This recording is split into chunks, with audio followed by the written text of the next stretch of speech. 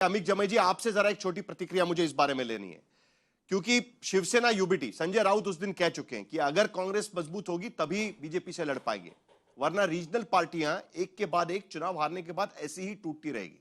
महाराष्ट्र में दो बड़ी पार्टियां टूट गई और तृणमूल कांग्रेस के साथ भी आज की स्थिति में यही हो रहा है। अब उत्तर प्रदेश में भी चुनाव होने जा रहे हैं। ऐसी स्थिति में क्या यही एक अकेला ऑप्शन रहेगा?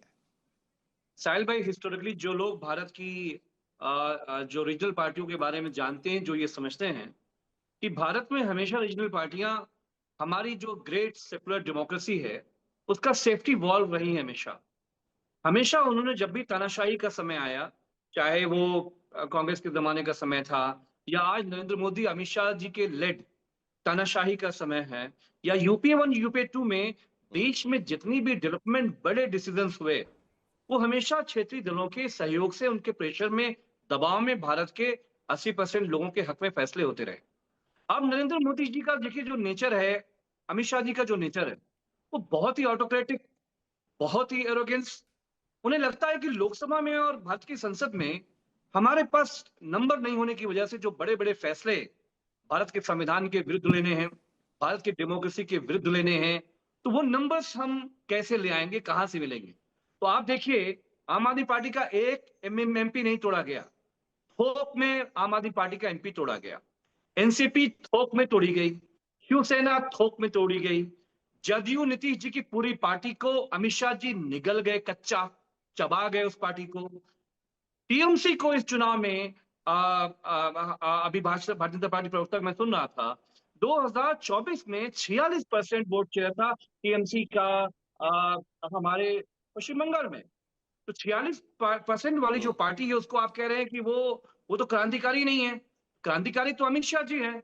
जो शासन प्रशासन सबसे डरा हुआ लोकतंत्र में जो आदमी है वो अमित शाह है।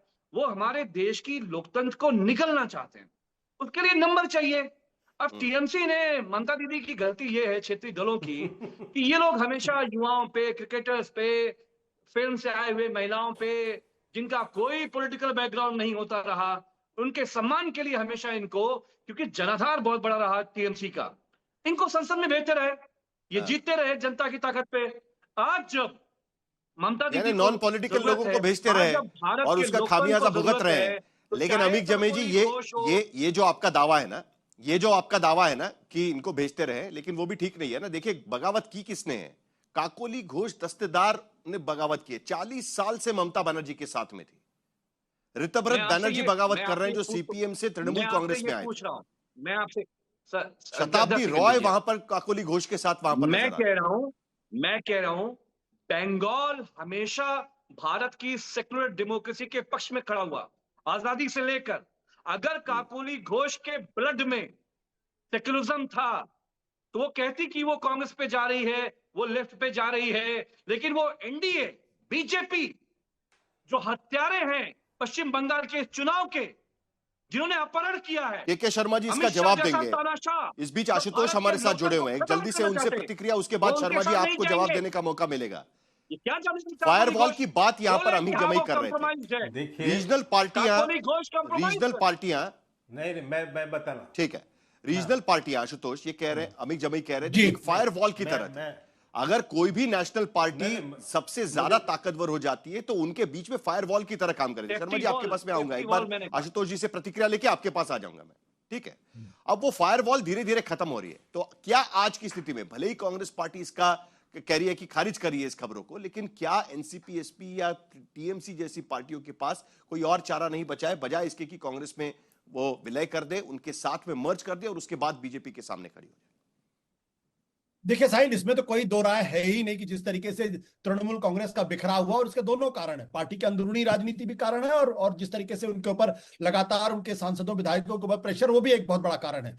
लेकिन आज की तारीख में ये बिल्कुल स्पष्ट हो गया कि भारतीय जनता पार्टी से अकेले क्षेत्रीय पार्टियां नहीं लड़ सकती। ये बात मैं आज से नहीं कह रहा हूं, बल्कि पिछले 1 महीने से लगातार कह भी रहा हूं, लिख भी रहा हूं। भारतीय जनता पार्टी नहीं लड़ सकती। पहले ये मिथ बनाया गया था कांग्रेस नहीं लड़ पाती। आज की तारीख में इनके विपक्ष के तमाम सूरमा, चाहे वो अरविंद केजरीवाल हो, अपनी विधानसभा की सीट हारे हैं। ममता बनर्जी लगातार दूसरी बार अपनी विधानसभा की सीट हारी हैं। इस एमके स्टालिन तमिलनाडु के इतने बड़े नेता अपनी विधानसभा की सीट हारे हैं। इस बात की क्या गारंटी? तो राहुल गांधी भी अमेठी से हार गए थे पिछली बार। बिल्कुल मैं 2019 आपसे में कह रहा हूं। अमेठी से राहुल गांधी भी हार गए थे। बिल्कुल लेकिन मैं जो बात कहना चाहता हूं कि जब पार्टियां छोटी होती हैं तो उन पार्टियों को तोड़ना सबसे आसान काम होता है।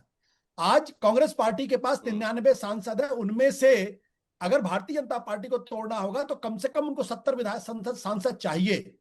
इसलिए अगर क्षेत्रीय पार्टियां अगर जीवित रहना चाहती हैं 2029 तक, तो चाहे वो एनसीपी हो, चाहे वो शिवसेना हो, चाहे टीएमसी हो, चाहे आपकी जगनमोहन रेड्डी की पार्टी हो, इन सबको ये सोचना पड़ेगा कि क्या अकेले अकेले भारतीय जनता पार्टी से लड़ सकते हैं या सबको एक साथ मिलकर कांग्रेस के साथ आना पड़ेगा या नहीं आना पड़ेगा। अगर नहीं आपने आएंगे, समाजवादी पार्टी का नाम नहीं लिया है।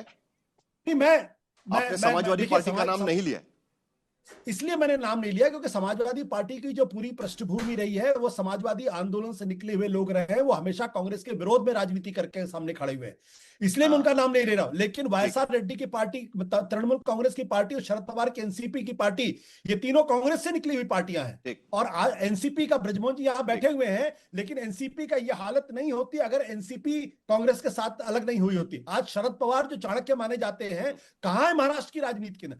ममता बनर्जी कहां है जगनमोहन रेड्डी? तो सबको एक साथ आना पड़ेगा और अगर मर्ज करेंगे तो बचेंगे। ठीक है, मर्ज करेंगे तो बचेंगे। संजय सरकार आपके पास भी आऊंगा, लेकिन पहले के शर्मा जी आपको जवाब देना चाहिए। नहीं, अमित जमाई अभी कह रहे थे ये हिंदुओं के हत्यारे हमें समझा रहे हैं। ये समाजवादी पार्टी है, हिंदुओं की हत्यारी रही है। ये मुलायम सिंह ने ही हिंदुओं का मरवाया, आज ये दूसरे जगह प्रयोग कर रहे हैं। अब मैं दूसरा, हाँ बता रहा हूँ साहब, हाँ बता रहा हूँ। वो तो जनता, बंगाल की जनता ने हराया साहब, आप उनको हत्यारे बोल रहे हैं। शर्म करो, जनादेश का समर्थन सम्मान करना सीखो अमित जमाई। लेकिन आश्चर्य है आप नहीं कर पाओगे क्योंकि आप गालियां बकने वाले लोग हो। अब मैं दूसरी बात कहता हूँ, अभी एक अच्छा विमर्श प्रारंभ किया इन्होंने, क्षेत्रीय पार्टी। अमित साहिल जी मैं विमर्श पे आता हूं। जो मुझे पता है जब तर्क नहीं होते, कुतर्क करना होता है तो गाली गलौजी आती है सर, ये मुझे आप मुद्दे पर चलिए। मैं साहिल जी भी एक विषय पर आता हूं। अभी बड़ा अच्छा विमर्श आया कि क्षेत्रीय पार्टी नहीं लड़ सकती। क्षेत्रीय पार्टी क्या? क्षेत्रीय पार्टी किस आधार पे बनी? ये क्षेत्रवाद, भाषावाद को जन्म देने वाले तो कांग्रेस है, ये तो सच है, इन्हीं ने बांटा इस देश को। और ये क्षेत्रीय पार्टियां किस विचार को लेकर बनी और कहां पहुंची हैं? आज क्षेत्रीय पार्टियों के हालात सिर्फ ये है, एक जाति और एक धर्म। सपा क्षेत्रीय पार्टी है, एमवाई समीकरण। आरजेडी क्षेत्रीय पार्टी है, एमवाई समीकरण। ममता बनर्जी क्षेत्रीय पार्टी है, केवल मुस्लिम तुष्टीकरण। स्टैलिन क्षेत्रीय पार्टी है, बृजमोहन श्रीवास्तव की पार्टी को क्या कहेंगे आप? धर्म की राजनीति। के शर्मा जी, तो इनका विमर्श, के शर्मा जी, बृजमोहन श्रीवास्तव की पार्टी को क्या कहेंगे? वो भी क्षेत्रीय पार्टी है, धर्म पर टिक गया।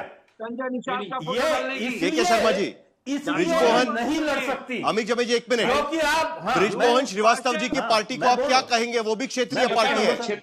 एकनाथ शिंदे की पार्टी को आप क्या कहेंगे? वो भी क्षेत्रीय पार्टी है। और उनसे आपको समर्थन जनता दल यूनाइटेड को आप क्या कहेंगे? वो भी क्षेत्रीय पार्टी है। लोक जनशक्ति पार्टी रामविलास को आप क्या कहेंगे? वो भी क्षेत्रीय पार्टी है। अमित जमाई जी एक मिनट, अमित जमाई जी एक मिनट, अमित जमाई जी एक मिनट। मैं आ रहा हूं सर, मैं आ रहा हूं सर। पार्टी जातिवादी पार्टी है। हाँ मैं बता रहा हूं सर, वही क्षेत्रीय पार्टी सफल हुई हैं जिन्होंने सर्वसमावेशी विकास को तरहीज दी है, जो खुल के मुसलमानों की तुष्टीकरण की बात करते हैं, जो खुल के एक जाति की बात करते हैं, वो आज जो है सिकुड़ के रह गए और वो हमसे नहीं जीत सकते। आपके मुताबिक यही सच्चाई है। आशुतोष, आज जी आशुतोष, केवल मुसलमान, देखिए ठीक है शर्मा जी, ठीक है। तो आज जो देखिए, केवल एक धर्म की, देखिए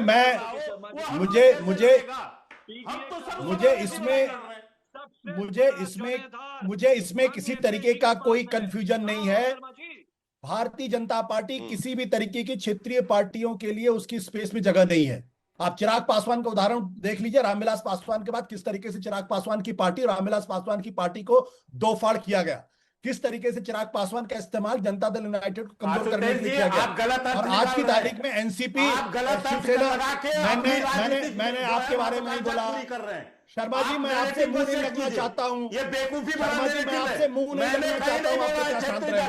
आप कृपया शांत रहें। चलिए। आप कृपया शांत रहें। आज की स्थिति में, कृपया शांत माफ रहें। करिए मेरा समय खत्म हो रहा है, लेकिन आज की स्थिति आप में कृपया शांत रहें। सबसे बड़ा मुद्दा एक बार फिर इस बात को लेकर उभर पर आ गया है, जो दिग्विजय सिंह एक वक्त कहने की कोशिश कर रहे थे कि जो कांग्रेस से अलग हुए धड़े एक बार फिर कांग्रेस में शामिल हो जाए, लेकिन इसमें कुछ कानूनी पेचीदगियां भी है। क्या इसी की वजह से ममता बनर्जी फिलहाल ये फैसला नहीं ले पा रही है, या शरद पवार ये फैसला नहीं ले पा रहे, इस पर भी ध्यान रखना होगा।